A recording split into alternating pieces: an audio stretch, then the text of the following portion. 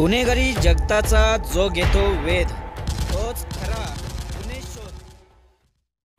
आता गुटखा विक्रेत्यांवर मोका होणार कारवाई, राज्य सरकार घेणार निर्णय। गुन्हे शोध न्यूज नेटवर्क सामान्य जनतेची बनली असून वज्रमुठ तिचा प्रहार पक्का। वेध अचूक बातमीचा शोध सत्याचा पर्दाफाश करून देतो धक्का।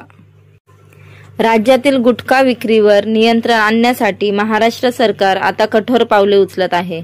अन्न व औषध प्रशासन मंत्री नरहरी झिरवळ यांनी सांगितले की गुटखा तत्सम तंबाखू उत्पादनाच्या अवैध वापरावर कारवाई करण्यासाठी महाराष्ट्र संघटित गुन्हेगारी नियंत्रण कायदा मोका लागू करण्याचा विचार सुरू आहे।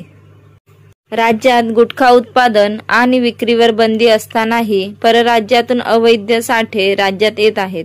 यामुळे विद्यार्थी आणि तरुणांवर धोका निर्माण होत आहे।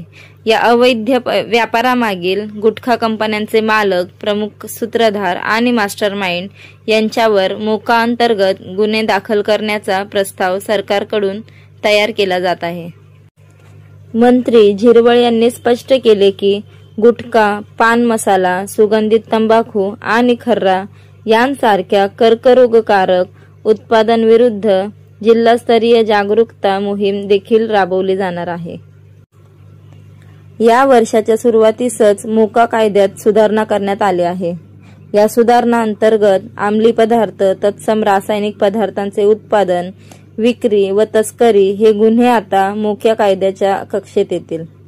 या कायद्यात कठोर जामीन अटी, आरोपपत्रासाठी अधिक वेळ आणि आरोपींच्या पोलीस कबुलींची न्यायालयात ग्राह्यता यासारख्या कडक तरतुदी करण्यात आल्या आहेत।